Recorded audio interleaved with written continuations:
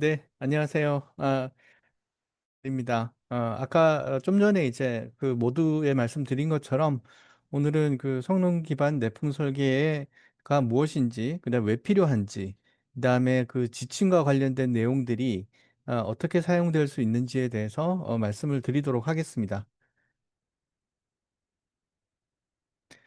자, 먼저 이제 이 배경을 하고 필요성을 좀 살펴볼 필요가 있는데요. 여기 보시는 것처럼 일단 저희가 이제 내린 설계를 한다 하면 2400년 재현 주기의 그 극한 지진을 산정을 하고 거기에 3분의 2에 해당하는 설계 지진에 대해서 설계를 합니다. 근데 이거를 탄성으로 설계하면 실제 뭐 경제성이나 특히 이제 안전성에도 문제가 있을 수 있기 때문에 우리는 알펙타를 이용해서 지진력을 저감하고 비탄성 설계를 하게 됩니다. 근데 이제 초과 강도나 혹은 뭐 시스템에 또 가지고 있는 또 추가적인 내력 때문에 실제 이제 푸시오버를 하게 되면 그거보다는 이제 좀 더 큰 보유 내력이 이제 발현이 되고요. 근데 이 경우에 만약에 이제 풍화중이 이제 크다 하면 이것보다 크다 하면 실제로 어, 풍화중이 크다 하면 실제 이제 풍화중 지배로 설계가 되게 되는데 이때 이제 마찬가지로 실제 이제 보유 대력을 보기 위해서 푸시오버 해석을 하게 되면 보시는 것처럼 브리틀한 파괴가 발생할 수 있습니다. 이거는 뭐 이제 그 바람에 대해서 이제 전단 부각이나 이런 것들이 많이 돼서 이러한 경우가 발생할 수 있는데요. 그런데 이거를 가만 다시 생각해 보면 우리가 2400년 재현 주기가 항상 우리는 극한 지진이라고 상정을 하고 있습니다. 근데 이게 만약에 작용을 하게 되면 되고 이때 이제 풍화중 지배로 설계가 되어서 이런 취성적인 파괴가 발생하게 된다면 이것도 큰 안전상의 문제가 됩니다. 그래서 ASC 프리스탠다드에서는 보시는 것처럼 성능 기반 내풍 설계를 통해서 덕타일한 구조물의 거동을 유도를 하고 이게 바람에 대해서나 지진에 대해서 안전하게 설계가 될 수 있도록 하자라는 취지로 개발이 됐습니다. 마찬가지로 사용성과 기능 유지 측면에서도 기존의 이제 사양 설계 대비해서 성능 목표를 설정하고 거기에 맞춤형의 설계가 가능하도록 하자라는 게 이제 성능 설계의 취지입니다. 또 하나 이제 살펴보자면 실제 이게 지금 왼쪽에 보시는 그림은 뱅크 오브 차이나의 사례인데요. 사진의 오른쪽에 해당하는 게 이제 원래 건물이라 하면 요 건물하고 유사하게 사각형의 건물로 정형적으로 이제 하나를 만들어서 두 개의 거동을 비교를 했습니다. 근데 여기에서 이제 실제 이런 그 비정형성을 띠는 건축물에 대해서는 정형적인 건축물과 대비해서 실제 이제 그냥 일반적인 풍력 실험을 사용하게 되면 가속도 평가의 차이가 23% 정도가 발생하고 그 외에 응답에 대해서도 차이가 나타난다라고 얘기를 하고 있습니다. 실제 우리가 일반적인 그 풍력 실험은 정형적인 건물 그리고 우리가 일반적으로 설계하는 건축물에 대해서는 아주 유효하게 경제적인 방법으로 풍동 실험을 통해서 설계가 가능하지만 보시는 것처럼 이런 비정형의 건축물일 경우에는 풍력 실험에서 측정한 밑면 전단력과 밑면 모멘트, 전도 모멘트만으로 실제 설계 하중이나 풍응답을 정확히 알아내기가 어렵습니다. 또한 여기 그 오른쪽에 이 그래프를 보시면 이거는 RWDI에서 풍동 실험을 한 결과인데요.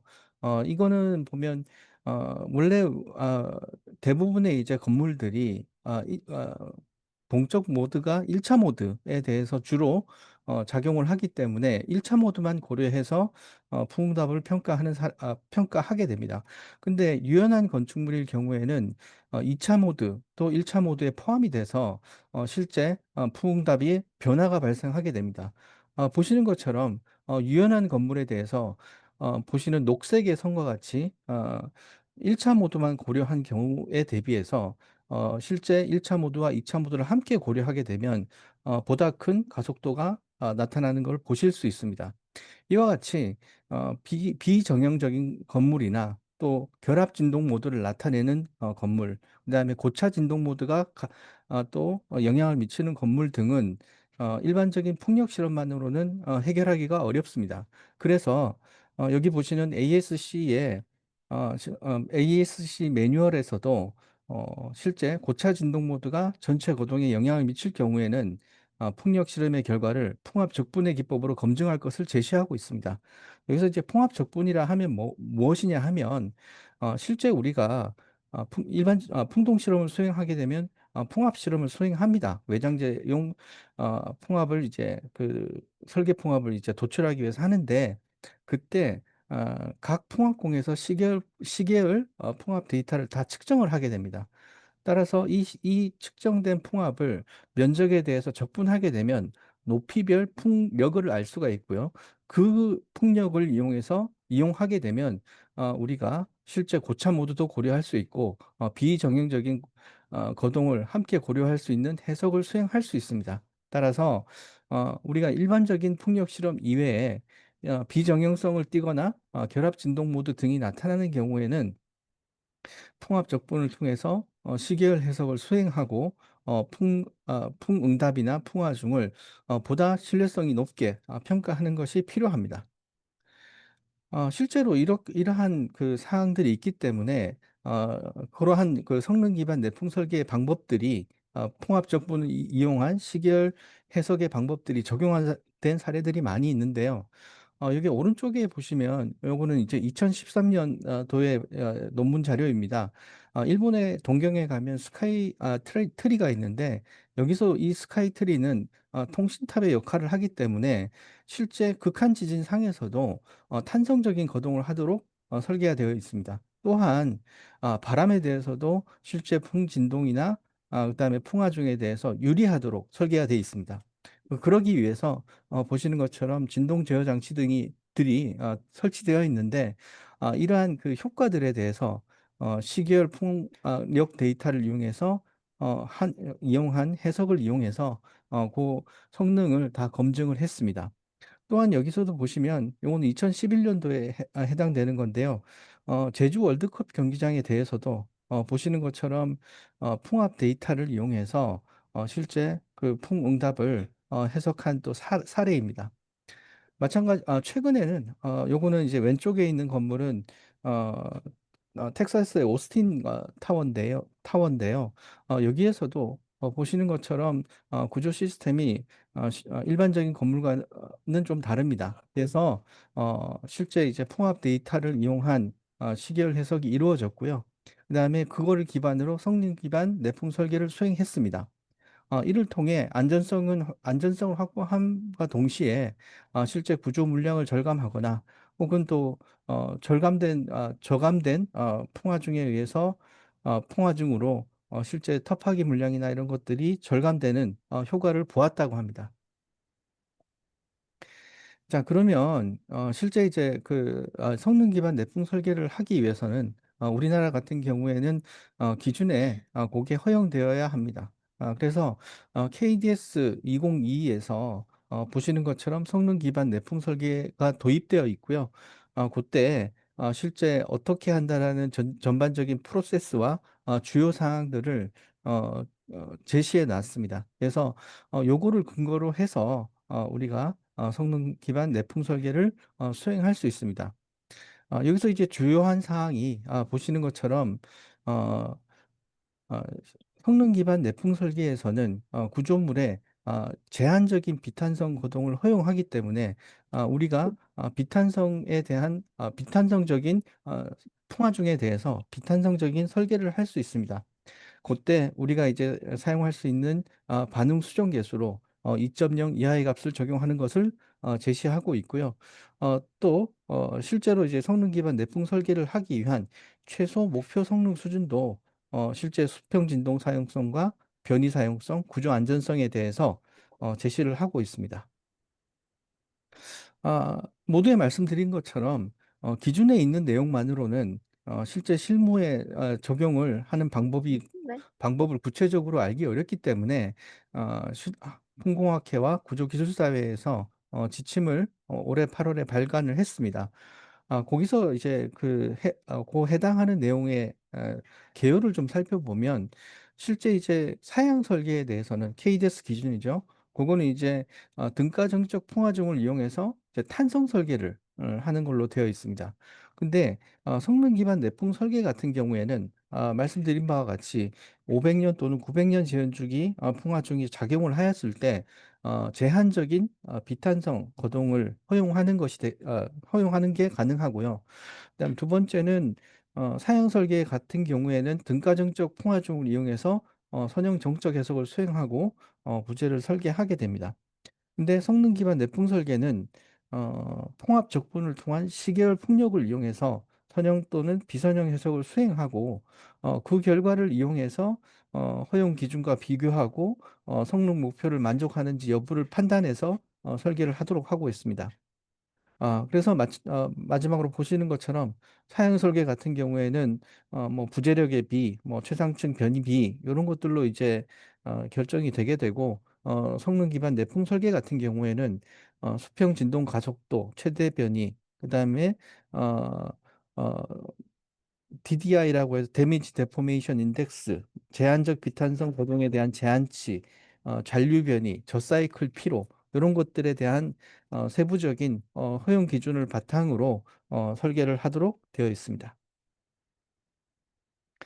그래서 그 지침안의 전체적인 구성은 왼쪽에 보시는 요 표와 같습니다. 전체적으로 적용 범위와 절차가 이제 제시되어 있고 거기에 이제 목표 성능 및 허용 기준, 그다음에 풍동 실험을 어떻게 하고 거기서 설계용 풍화중을 어떻게 산정하는지, 그다음에 제한적 비탄성 내풍 구조 설계라고 해서 실제 이제 비탄성 거동을 유도하는 설계를 해야 하는데 거기에 대한 방법, 그다음에 그걸 그 이후에 실제 이제 시간 이력 해석을 통해서 실제 허용 기준의 만족 여부를 따져야만 그 해당하는 비탄성 설계가 가능하기 때문에 허용이 가능하기 때문에 시간 이력 해석은 그러면 어떻게 수행하는지 그때 이제 모델링하고 해석하는 방법은 어떻게 하는지 그다음에 최종적으로 성능 기반 내진 설계와 같이 보고서 작성과 제3자 검토는 어떻게 하는지를 구성하고 있습니다. 그리고 마지막에는 적용 예제와 또 실제 이제 적용된 실무 사례를 포함하고 있어서 아마 여러분들이 참고해서 실무에 적용하실 수 있습니다. 자, 그러면 실제 전체적인 지침에 대해서 설명을 하는데 보시는 것처럼 그냥 설명하면 너무 좀 내용들이 지루하고 알기 어렵기 때문에 보시는 고층 사무소 120m짜리와 그다음에 초고층 주거 235m짜리 건축물에 대해서 적용한 내용을 가지고 설명을 드리도록 하겠습니다. 마찬가지로 여기도 아까 말씀드린 것처럼 실제 알펙타로 나는 지진 하중 대비해서 풍하중이 커야 실제적인 효과가 좀 있기 때문에 왼쪽에 고층 사무소의 경우에 보시면은 지진 하중 대비해서 풍하중이 470% 정도로 좀 큰 걸로 가정을 했고 초고층 주거 같은 경우에는 지진 하중 대비해서 풍화중이 대략 한 2배 정도 되는 걸로 이제 상정을 했습니다. 전체적인 그 성능 기반 내풍 설계 절차는 보시는 것처럼 목표 성능을 가정을 하고 거기에 따라서 예비 설계를 통해서 정적인 기본 설계를 하게 됩니다. 이 결과를 가지고 우리는 이제 풍동 실험을 하는데 기존의 일반적인 그 풍력 실험과 풍압 실험에 더해서 보시는 것처럼 풍압 동시 측정 풍압 실험이라고 해서 모든 풍압공에서 시계열의 풍압 데이터를 받는 실험을 하게 됩니다. 근데 이게 두 번 중복해서 하는 건 아니고 우리가 외장재 설계용 풍압 실험을 할 때 풍압 동시 측정 풍동 실험을 하면 됩니다. 또 이때 실제 구조 굴조용 하중을 도출하기 위해서 거기에 적정한 풍압공을 뚫어서 풍동 실험을 수행해야 합니다. 그리고 세 번째는 어, 지금 대상 건물이 예비 설계에서는 탄성적으로 설계가 됐지만 지진 하중과 같이 알펙타를 나누어서 비탄성 거동을 유도하는 설계를 해야 됩니다. 그래서 그 비탄성 거동을 유도할 수 있는 내풍 설계를 수행을 하고요. 그 다음에 지진 같은 경우에는 알펙타로 나누어서 내진 설계를 완료를 할 수가 있지만 수행하고 그 결과를 바로 이제 적용할 수 있지만 풍화중 같은 경우에는 그것만으로는 부족하고 실제 이제 시간 이력 해석을 통해서 허용 기준의 만족 여부를 최종적으로 확인해야 비탄성 내풍 설계를 완료할 수가 있습니다. 자, 그러면 이제 제일 먼저 해야 될 일은 목표 성능을 설정하고 이제 풍속을 산정해야 되는 사항입니다. 실제 이제 그 KDS 기준에서 보시는 이 표와 같이 수평 진동 사용성과 수평 변이 사용성, 구조 안전성 요 세 가지 수준에 대해서 목표 성능을 제시를 하고 있고요. 그다음에 거기에 따라서 진동 사용성은 1년, 변이 사용성은 50년, 구조 안전성은 500년과 900년으로 풍속의 재현 주기를 제시하고 있습니다. 근데 이때 구조 안전성일 경우에는 일반 고층 건물은 500년이지만 초고층 건축물은 이제 900년으로 이제 규정을 하고 있고요. 이는 실제 KDS 기준에서 중요도 계수, 초고층 건물에 대한 중요도 계수 1.05를 적용한 풍속에 해당이 되게 됩니다. 어, 그래서 이를 이용해서 고층 사무소의 목표 성능과 풍속을 이제 산정을 해보면, 보시는 것처럼, 우리가 이제 실제 기준상에서 제시하고 있는 풍속으로, 1년 재현 주기, 50년 재현 주기, 구조 안전성에 해당한 500년 재현 주기를 산정할 수 있습니다. 500년 재현 주기 같은 경우에는 KDS의 윈드맵에서 풍속 지도에서 이제 가져올 수 있고요. 그 다음에 수평 변이와 수평 진동 사용성에 해당하는 풍속은 어, 실제 이제 KDS에 제시되어 있는 사용성 평가 부분에 거기에서 제시하고 있는 설계 풍속 산정식을 이용해서 우리가 풍속을 산정할 수 있습니다. 물론 우리가 이제 풍기상 해석이라고 해서 실제 이제 기상대에서 수집한 풍속 데이터를 이용해서 확률 통계 처리를 하고 거기에 해당되는 1년 재현 주기, 50년 재현 주기, 500년 재현 주기의 풍속을 적용할 수 있습니다. 그렇게 적용한 거는 여기 보시는 것처럼 초고층 구조 주거에 대한 목표 성능 및 풍속 한정에 대해서 보시는 것처럼 풍기상 해석을 해서 실제 풍속을 이제 산정을 했고요. 보시는 것처럼 지금 짧은 재현 주기에 대한 풍기상 해석과 연체대 풍속을 이용한 어, 그러니까 900년 또는 50년에 해당하는 재현 주기의 풍속을 구했습니다. 그래서 그거를 이제 각각 적용해서 우리가 수평 진동 사용성과 변이 사용성, 그다음에 구조 안전성을 평가를 합니다. 다만 여기서는 이게 초고층에 해당되기 때문에 500년이 아니라 900년에 해당하는 풍속을 적용해서 구조 안전성을 평가를 합니다.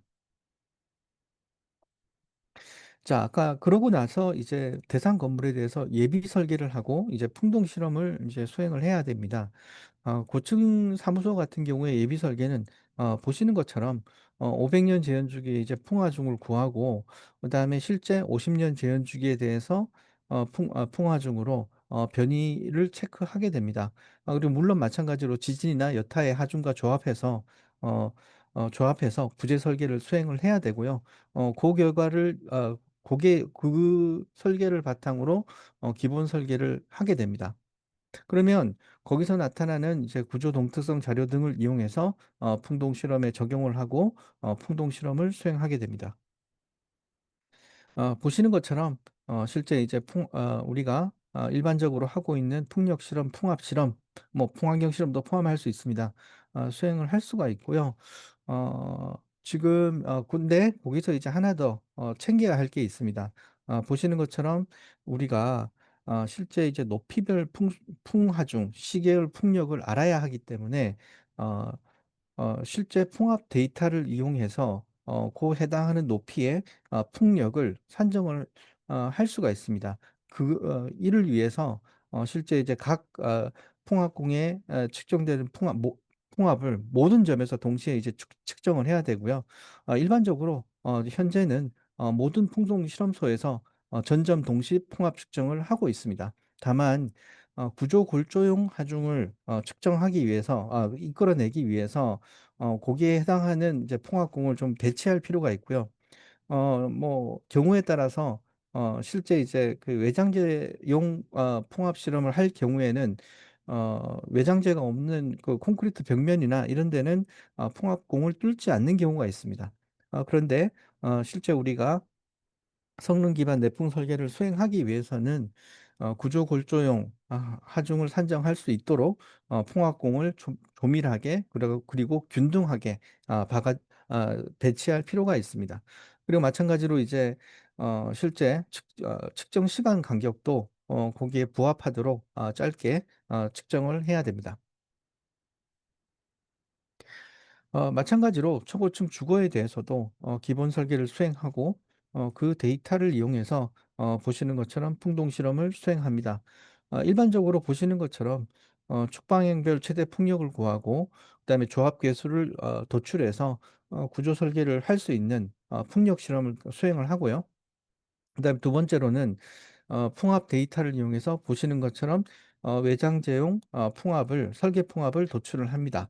그런데 우리가 성능 기반 내풍 설계를 하기 위해서 아까 말씀드린 바와 같이 실제 균등하게 풍합공을 배치를 해서 높이별 풍력을 산정할 수 있도록 하는 것이 필요합니다.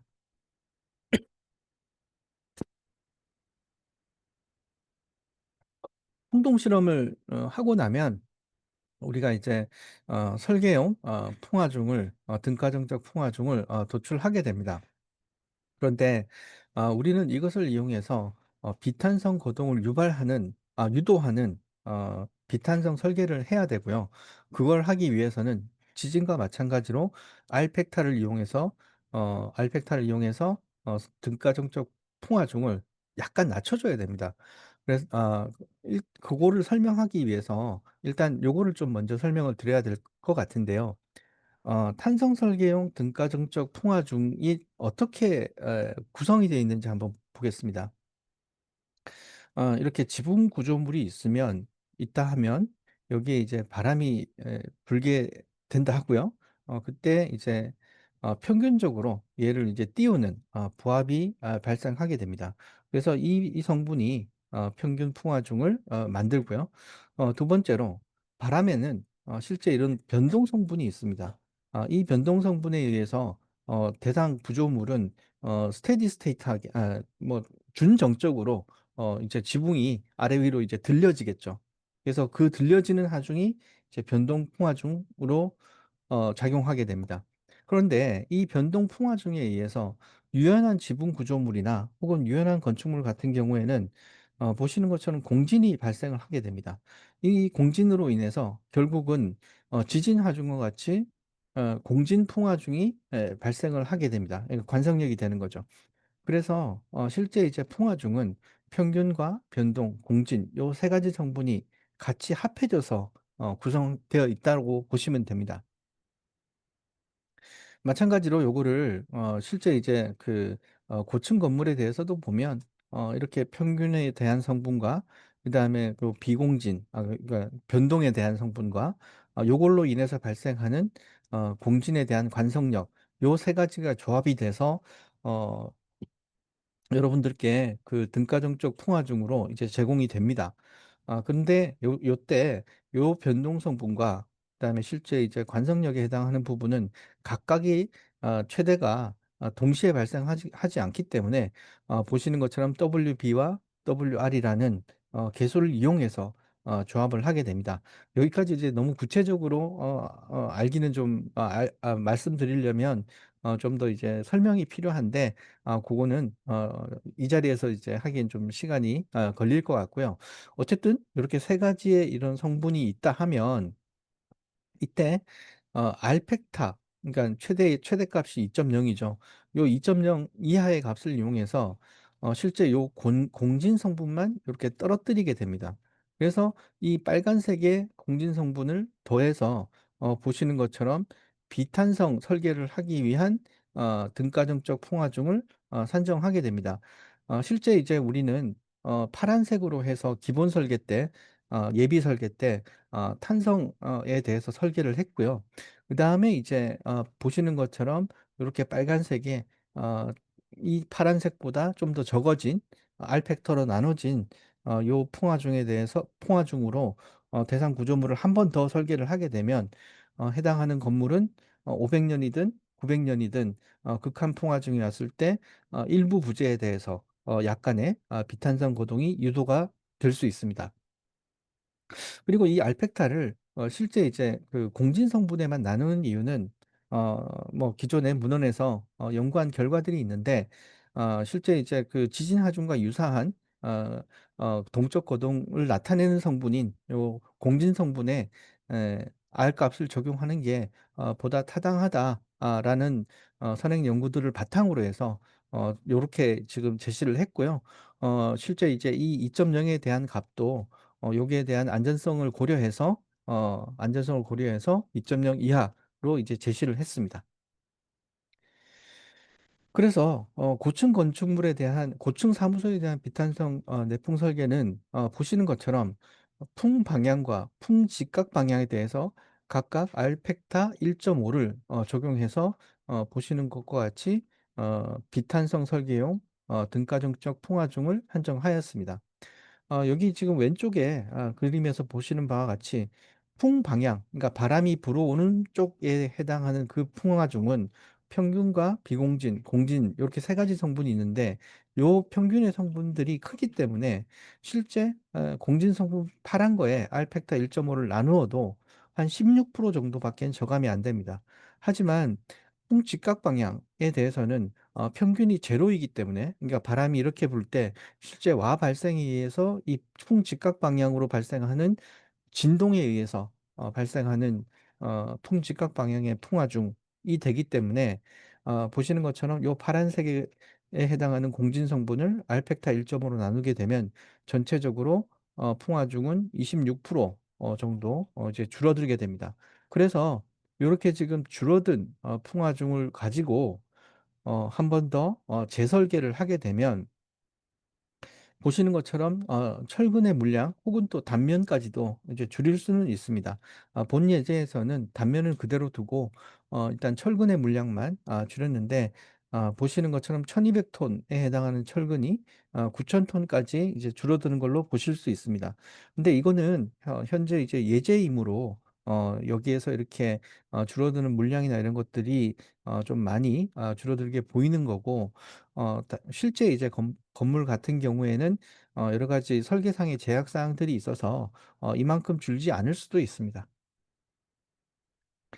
마찬가지로 이제 초고층 주거에 대해서도 실제 이제 풍동 실험동 소에서 제공한 등가정적 풍화중을 보시는 것처럼 이렇게 녹색에서 빨간색으로 실제 X축과 Y축과 비틀림에 대해서 이렇게 줄일 수가 있고요. 그래서 여기 보시면은 마찬가지로 풍직각 방향에 해당되는 성분이 클 경우에 실제 전체적인 풍화중이 좀 더 줄어드는 걸 보실 수 있습니다. 일반적으로 이제 풍동 실험소에서 이런 그 각 축 방향의 최대값의 그 풍화중을 주고 그다음에 조합 계수를 요렇게 보시는 것처럼 제시를 하고 있습니다. 그래서 줄어든 풍화중과 요 조합 계수를 이용해서 풍화중을 적용하고 기타의 설계 하중과 조합을 해서 한 번 더 재설계를 하게 되면 대상 건물에 대한 비탄성 거동이 어, 요 거동을 유도할 수 있습니다.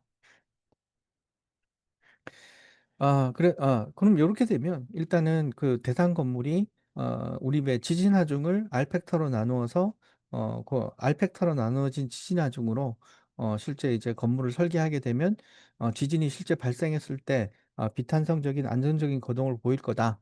라고 이제 하고 설계를 마무리를 하게 되는데 마찬가지로 지금 아까 보시는 그 알팩타를 나누어서 내풍 설계를 하게 되면 제한적인 비탄성이 유도가 되게 됩니다. 근데 현행 기준상에서는 그렇게만 해서는 실제 이제 비탄성 설계를 완료할 수는 없고 시간 이력 해석을 통해서 허용 기준을 만족하는지 안 하는지 한 번 더 확인해야 합니다. 그래서 그거를 하기 위해서 시간 이력 해석을 수행해야 되는데 그때 필요한 게 높이별 시계열 풍력입니다. 여기서 이제 그러면 시계열 풍력을 산정하기 위한 방법으로 보시는 것처럼 실제 이제 왼쪽에 풍합공이 이렇게 균질하게 박힌 풍합공을 가진 모델에서 실제 각 포인트에 해당하는 풍합을 측정을 하고 요거를 이제 트리뷰터리 에이리어에 해당하는 걸 면적을 곱해서 적분을 하게 되면 실제로 충풍력으로 보시는 것처럼 환산을 할 수가 있습니다. 그래서 우리가 수평 진동 사용성 1년과 50년, 500년 또는 900년에 해당하는 시계열 풍력을 산정을 이와 같이 하고 그다음에 실제 선형 해석과 비선형 해석을 통해서 비선형 해석을 수행하게 됩니다.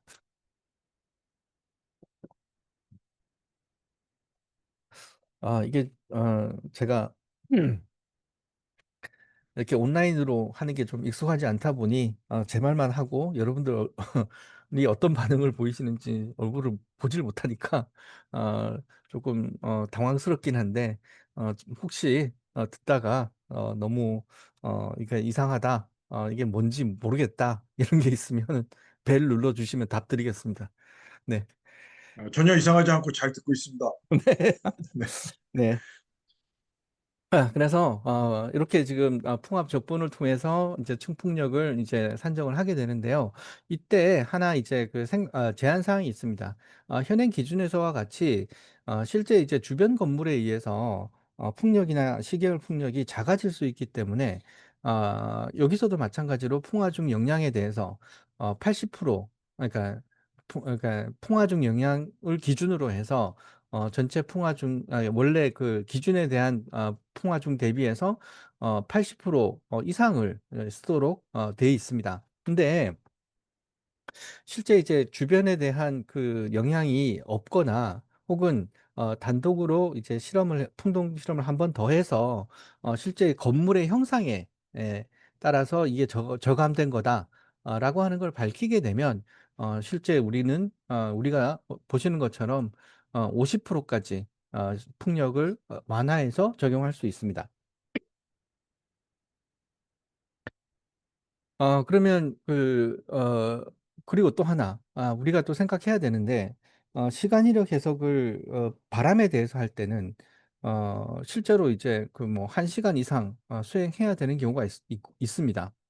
그리고, 근데 반대로 또 지진 하중 같은 경우에는, 길어봤자 이제 뭐 90초? 이런 정도일 텐데, 바람 같은 경우에는 실제 태풍이 불게 되면 3시간 이상 지속을 할 수 있기 때문에, 실제 이제 1시간 이상에 해당하는 시간 이력 해석을 수행해야 할 수 있습니다.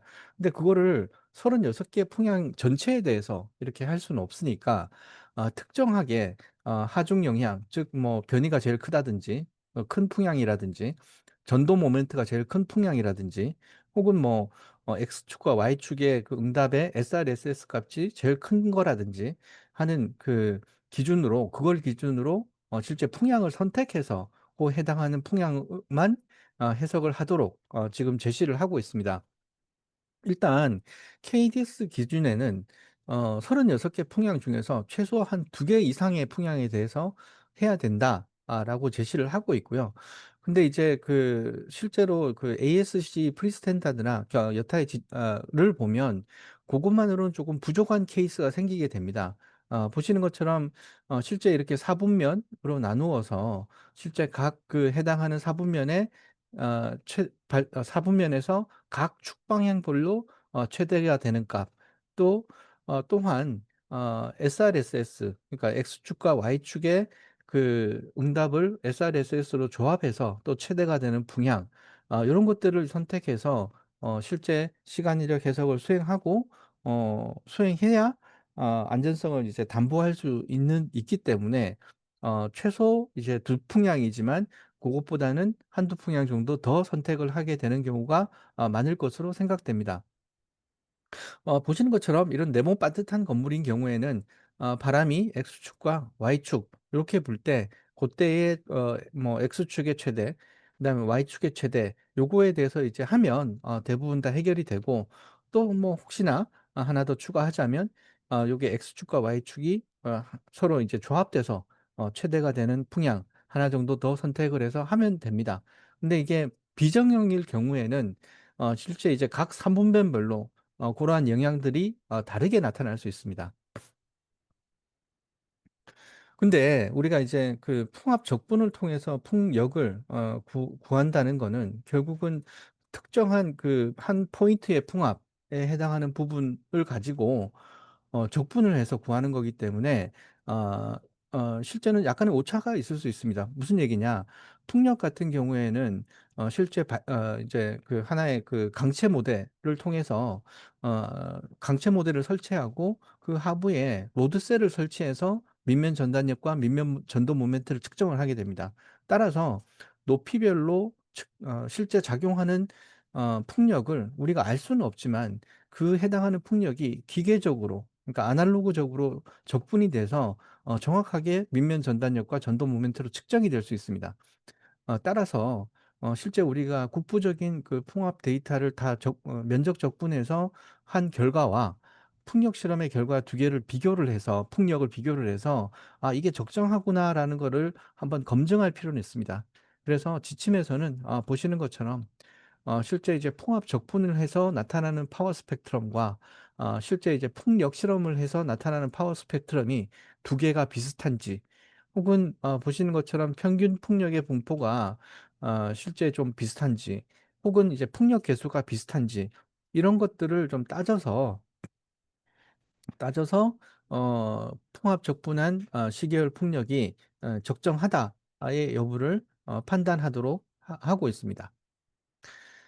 좀 전에 말씀드린 것처럼 사각형이 네모 빠듯한 건물인 경우에는 최대 하중 영향이, 즉 이제 최대 변이가 발생하는 그 풍향을 우리가 이제 직관적으로도 알 수 있습니다. 근데 보시는 것처럼 여기 초고층 주거와 같이 이렇게 비대칭적인 어 이 이형적인 건물일 경우에는 우리가 직관적으로 알기가 어렵습니다. 물론 풍동 실험을 하게 되면 거기서 이제 X 방향의 의 하중이 제일 큰 부분, Y 방향의 하중이 제일 큰 풍향, 그다음에 로테이션이 제일 큰 풍향, 이렇게 선택은 할 수 있습니다. 다만 이게 1년 재현주기, 50년 재현주기, 500년 또는 900년 재현주기 별로 그 풍향이 달라질 수가 있고요. 특히 이제 500 년과 900 년에 해당하는 부분들은 안전성을 담보해야 되기 때문에 좀 더 풍향 선정을 잘할 필요가 있습니다. 그래서 이제 지침에서 제시하는 방법은 보시는 것처럼 요렇게 그 건물이 있으면 요 건물에 대해서 풍동 실험을 36개 다 수행을 했을 거 여 방향을 다 수행했을 겁니다. 그럼 그 데이터를 가지고 선형 해석을 통해서 보시는 것처럼 최상층 변이의 트래젝토리를 36개 만들 수 있습니다.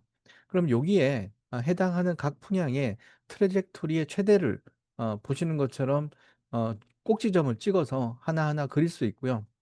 그러면 요거를 보시는 것처럼 0 도에서 80 도가 되는 부분, 그다음에 90 도에서 170 도가 되는 부분, 그다음에 180 도에서 260 도, 270 도에서 350 도, 요 4분면별로 일단 나눕니다. 그런 다음에 여기서 각 사분면에서 실제 그 가장 큰 변이를 보이는 축방향별로 큰 변이를 보이는 두 풍향 정도를, 혹은 세 풍향을 선정을 해서 다시 한번 그 후보를 이렇게 그리게 됩니다. 그러면 요 그린 걸 가지고 이 중에서 또 이제 가장 큰 변이 또는 그 변이나 혹은 또 밑면 전도 모멘트도 될 수 있습니다. 고거에 해당하는 풍향을 또 셀렉팅을 할 수 있습니다. 그래서 최종 이제 셀렉트가 된 게 요 세 가지의 풍향이 되게 되는데, 여기 보시면은 여기 그레이색에 해당하는 그 또 트래젝토리들이 보이실 겁니다. 요 그레이에 해당하는 부분들은 전체 이제 36 개에 해당하는 거를 다 이제 겹쳐서 놓은 거고요. 그런데 거기에 대한 트래젝토리가 보시는 것처럼 요 세 풍향에 의해서 다 대변될 수 있는 걸 알 수 있습니다. 따라서 이와 같이 풍향을 선정을 하고 해당하는 풍향의 시계열 풍력을 가져와서 그 데이터로 이제 시간 이력 해석을 수행해서 허용 기준의 만족 여부를 평가를 하게 되면 어, 안전성이나 혹은 사용성 이런 것들을 담보할 수 있다라고 이제 볼 수 있습니다. 그다음에 제가 좀 시간이 조금 이제 지연이 됐는데요. 그래, 다음에 해야 될 일은 이제 실제 이제 시간 이력 해석을 수행해야 되는 방법에 대해서 얘기를 하고 있습니다. 일단 구조 해석을 하는 걸 보면 기존의 성능 기반 내진 설계와 크게 다르지 않습니다. 구조 해석 모델링이나 이런 것들을 3차원으로 해야 되고 비탄성에 해당하는 부분들은 또 그렇게 힌지를 써서 해야 되고 유효 강성이나 이런 부분들을 적용하는데 이때는 이제 거주 사용성, 기능 유지, 지속 거주에 적합한 유효광성을 적용을 해야 되고요. 그다음에 비선형 힌지 이런 것들이 있고 해석 조건 마찬 P 델타 고려해야 되고 그다음에 안정적인 해석이 가능한 델타 T를 적용해야 되고 뭐 이런 것들이 있습니다. 근데 여기서 비구조 요소가 있는데요.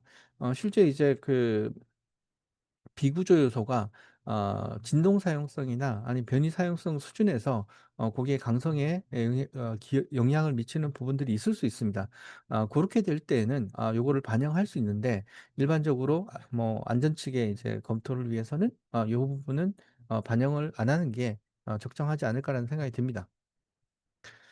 그다음에 그 비선형 그다음에 여기 보면 이제 비선형 모델은 여러분들이 너무나 잘 아시는 거기 때문에 넘어가도록 하겠습니다. 그래서 해석을 하게 되면 보시는 것처럼 실제 이제 바람 같은 경우에는 오른쪽과 같이 이제 거동을 하고요. 지진 같은 경우에는 왼쪽과 같이 이제 거동을 하는데 바람은 아까도 말씀드렸지만 1차 모드가 주로 이제 가번에서 거동을 하기 때문에 캔틸리버형 거동을 보입니다. 근데 지진 같은 경우에는 고차 모드의 영향이 포함되기 때문에 약간은 채찍을 휘두르는 듯한 형상이 보입니다. 자, 이때 우리가 지금 하중조합을 좀 생각해야 되는데 요때 하중조합은 수평 진동 사용성과 변이 사용성을 평가할 때는 데드로드와 라이브로드가 예상되는 라이브로드, 그다음에 풍화중 요거를 이제 적용하면 되고요.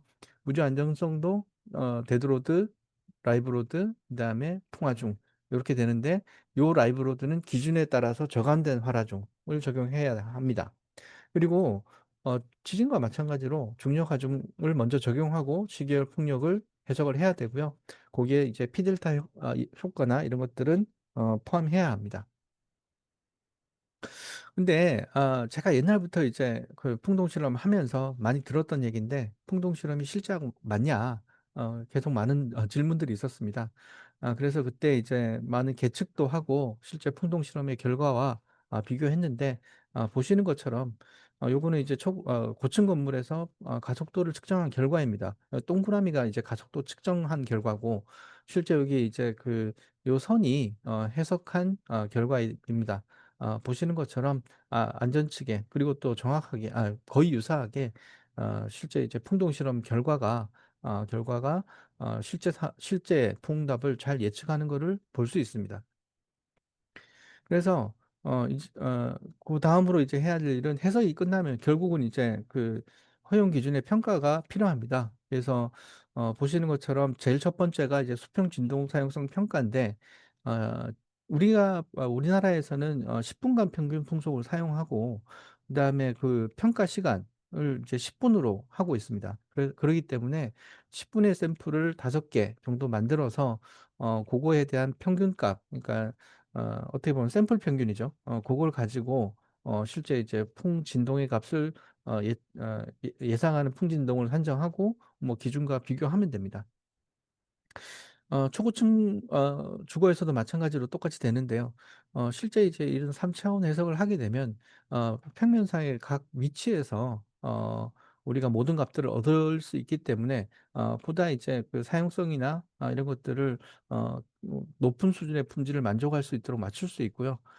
또 특히 이제 또 길이가 길거나 또 뭐 비정형적으로 토션이 많이 발생하는 그런 건축물들 같은 경우에는 이런 3차원 해석이 유용하게 적용될 수 있지 않을까라는 생각입니다.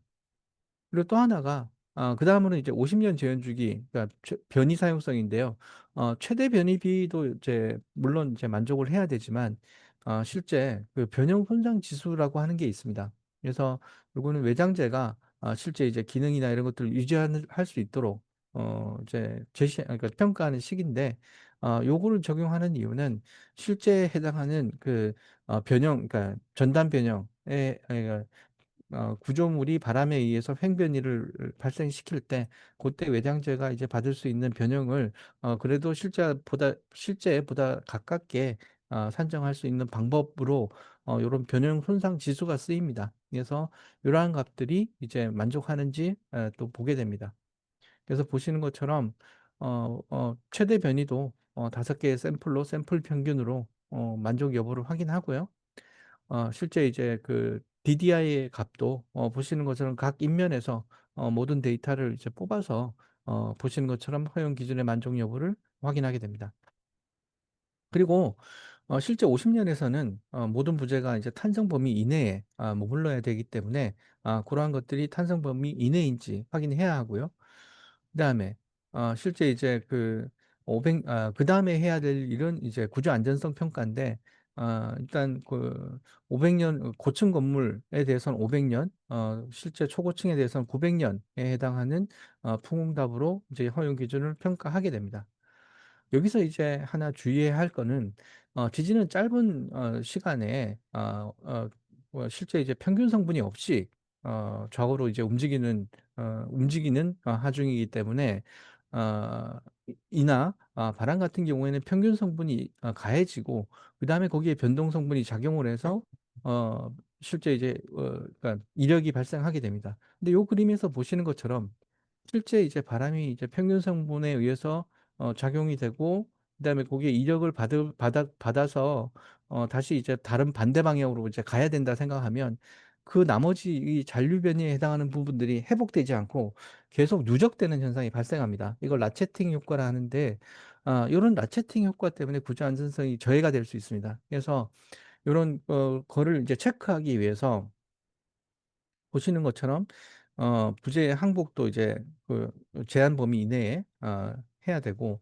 그다음에 잔류 변이비, 층간 변이비, 잔류 층간 변이비, 그다음에 특히 저사이클 피로 평가, 여기에 대해서 평가를 하도록 되어 있습니다.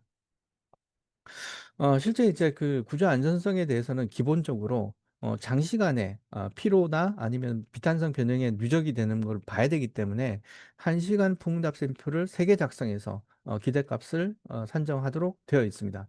근데 이게 경우에 따라서는 너무 길고 힘든 해석이 될 수 있기 때문에 합리적인 근거를 제시하고 1시간 미만의 해석 결과라 하더라도 요거를 1시간 이상의 해석 결과로 환산할 수 있다면 그 내용을 가지고 요구 성능을 평가할 수 있다라고 하는 거는 열어놨습니다. 그다음에 그래서 여기 보시면은 이제 얘기하는 게 제일 첫 번째 여기도 마찬가지로 변이나 이런 것들 평가를 해야 되고요. DDI도 마찬가지로 평가를 해야 되는데 여기서의 기준은 떨어지지만 마라 라고 하는 수준으로 좀 완화된 거겠죠. 그다음에 또 마찬가지로 실제 이제 이 비탄성 변형이 이력이 일어나는 게 이 정도로 아주 매우 작습니다. 그래서 요런 그 비탄성 변형이 실제로는 이제 좀 과도하게 넘어가서 실제 이제 이런 초고층 건축물이 태풍 크고 오고 나서 이제 기울어져 있으면 안 되니까 실제 이제 우리가 데미지 컨트롤 수준에 해당하는 그 IO와 LS 사이의 값 이하, 평균값, 두 개의 그 중간값 이하의 값으로 이제 변형을 하도록 제한하도록 되어 있습니다. 그래서 그런 것들도 이제 체크를 하고요. 그다음에 이제 피로 같은 경우에도 보시는 것처럼 뭐 예를 들어서 연결부의 회전각, 그러니까 비탄성 변형이 일어나는 연결부의 회전각이 실제 이제 탄성 항복의 1.5배 수준 이상을 넘어가는 게 뭐 10번 이내로 제한한다든지 혹은 코핀 만승법을 이용해서 피로를 평가한다든지 하는 그 방법들을 제시하고 있습니다. 마찬가지로 지진처럼 힘 지배 부재는 실제 DC 레이쇼가 1.0 이하 기대 강도에 대해서 하도록 되어 있고요. 그렇게 하면은 이제 고게 모든 허용 기준이 만족을 하게 되면 이제 어 설계는 이제 끝나게 됩니다. 그리고 전체적인 설계 업무 절차에 대해서도 지침에서 제시를 하고 있는데요.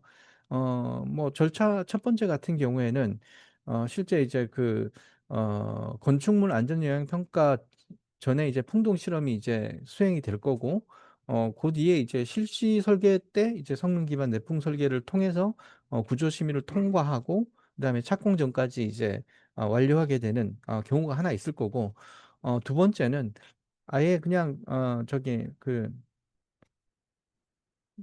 실제로 이제 그냥 기본 설계를 할 때 아예 R 값을 반영해서 이제 적용을 하고, 요 참 죄송합니다. 제가 1 번하고 헷갈렸는데, 1 번과 같이 이제 R 값을 기본 설계할 때 하고, 그다음에 이제 성능 기반 내풍 설계를 통해서 확인할 수도 있고, 아니면은 그냥 일반 탄성 설계를 하고 그다음에 실시 설계를 할 때 고때 할 수도 있는 고 사항 두 가지 케이스가 있을 걸로 생각됩니다. 제3자 검토도 마찬가지로 어떠어떠한 항목에 대해서 제3자 검토를 해야 하며, 그 사람들은 누구인가라고 하는 거를 이제 제시를 해 놨습니다. 그래서 여기 보시면은 뭐 풍화 중의 조건, 그다음에 풍동 실험, 목표 성능, 허용 기준 등 해서 요런 사항 항목에 대해서 평가 기준을 가지고 실제 피어 리뷰를 할 수 있도록, 제3자 검토를 할 수 있도록 내용을 정리해 놨습니다. 그러면 일단 이거에 대한 적용 효과를 보면, 보시는 것처럼 이게 성능 기반 내풍 설계를 적용하고 안 하고에 따라서 푸시 오버 해석을 한 결과를 정리한 겁니다. 보시는 것처럼 실제 우리가 푸시오버 해석을 하면 요렇게 점선처럼 움직여서 2,400 년이 되더라도 안정적인 거동을 할 거라고 생각을 합니다. 근데 요게 푸시오버 해석할 때 이제 전단 힌지도 함께 같이 모델링을 해서 푸시오버 해석을 해 보면, 보시는 것처럼 이 까만색 선과 같이 실제 약간의 브리틀한 거동을 보이게 됩니다. 근데 성능 기반 내풍 설계를 수행하고 난 이후에 푸시오버 해석을 하게 되면 실제 여기 빨간색과 같이 안정적인 거동을 보이고, 이거는 결국 지진에 대해서도 바람에 대해서도 안정적인 거동을 보일 수 있다 라고 이제 할 수 있습니다. 그리고 아까 보시는 것처럼 요런 연결부나 일부 부재에 대해서 부재가 비탄성적인 거동을 보이게 됩니다. 특히 이제 고층 건물 같은 경우에는 제가 예제를 만들 때 보시는 것처럼 X 방향에 대해서만 링크볼을 연결부를 이제 계획을 했습니다. 이게 보시면 실제 연결부에서 극한 풍화중이 왔을 때 이력 고동이 발생을 하게 되는데, 그 이력 고동에 의해서 부가 감쇄가 발생을 하고 실제 이제 최대 밑면 전단력이 보시는 것처럼 이제 40% 정도 줄어드는 걸 볼 수 있습니다. 그러니까 첫 번째는 이제 비탄성 설계를 하면서 내풍 설계를 하면서 이제 줄어든 게 있고, 또 그다음에 또 이력 고동에 의해서 실제 부가 감쇄가 발생을 하고 거기에 대해서 이제 줄어든 것도 있다고 볼 수 있습니다. 그리고 이제 여기 보면 Y 방향은 링크보, 그러니까 모든 게 탄성이니까 거기서는 이제 줄어드는 게 거의 없는 걸로 이제 볼 수 있습니다. 이거를 이제 초고층 건물에 대해서도 보면 여기서도 이제 연결부가 이력 고동을 보이는데, 일단 기본 설계에 대해서 시간 이력 해석을 해 보면 그냥 구조 댐핑하고 포텐셜 에너지 요 두 가지가 전체 시간 이력 상에서 나타나게 되는데, 성능 기반 내풍 설계를 하고 나면 보시는 것처럼 히스테리시스에 의한 댐핑 에너지가 추가가 되는 걸 볼 수 있습니다. 실제 바람 같은 경우에는 1.2%뭐 1%요 정도의 낮은 감쇄를 가지고 우리가 설계를 하고 실제 거동이 그렇게 낮은 감소에 의해서 나타나게 되는데, 여기서 1% 정도만 감쇄가 증가한다 하더라도 응답에 큰 영향을 미칠 수 있습니다. 따라서 우리가 이런 제한적인 비탄성 거동을 잘 이용하면 실제 이제 구조 설계도 효율적으로 할 수 있고, 특히 여기서는 덕타일한 거동을 유도하면서 안정적인 거동으로 지진과 바람에 대해서 안전하게도 설계할 수 있다라고 볼 수 있습니다.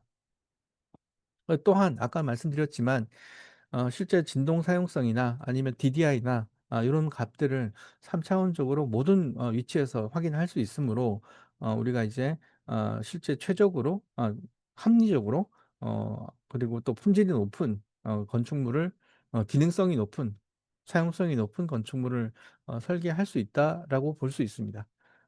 제가 지금 한 10분 정도 더 이제 길게 했는데요. 여기까지 제 발표는 마치도록 하겠습니다. 네. 네, 상무님 고생하셨습니다. 혹시 질의 있으시면 너무 설명을 잘 해주셔가지고 질의가 없을 것도 같은데 있으시면 혹시 질의 부탁드리고요. 네.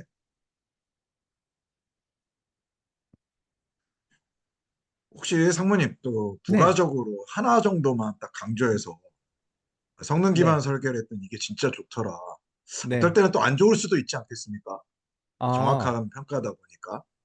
그런 그렇죠. 거를 저희끼리 한번 해볼 좀 하나 정도만 말씀해 주실 수 있을까요? 좋은 아, 점이고. 음, 일단 좋은 점은 여기 아까 설명을 드렸는데 이게 바람 하중에 대한 거다 보니까 실제 이제 그 지진하고 연계해서 설계함으로써 안전성을 높일 수 있다라고 하는 게 이제 하나의 그 장점일 것 같고요. 근데 그거에 수반해서 실제 구조 물량이나 이런 부분들도 최적화가 될 수 있고 사용성이나 이런 부분들도 좀 더 이제 퀄리티가 높아질 수 있다. 라고 하는 게 이제 될 텐데, 두 번째 이제 그 뭐 좀 단점이라고 한다면 아직까지 그 시행된 사례나 이런 것들이 많지는 않고, 그다음에 아까 실제 이제 인허가 절차까지 포함된 설계 절차를 볼 때, 요거를 이제 적용하기 위한 시점이 조금 잘 좀 고려될 필요가 있다라고 하는 것 같습니다. 근데 기존에 이제 실제 실무에 적용된 사례를 볼 때, 인허가나 이런 부분들에 대해서 큰 이견이나 이런 것들은 아직 없었던 걸로 저는 알고 있고요. 그다음에 그 일정이나 이런 것들도 실시 설계가 이루어지는 가운데 이게 같이 이루어짐으로써 훨씬 더 이제 뭐 이제 맞춰갈 수 있다라고 하는 거고, 또 특히 하나 더 좀 생각해야 될 거는 바람에 대해서 이제 그 성능 설계를 하다 보니까 내진에 대한 성능도 같이 좀 향상될 수 있다. 그러니까 실제 이제 성능 기반 내진 설계를 하면 좀 더 유리하게 되더라라는 것도 있을 것 같습니다. 네.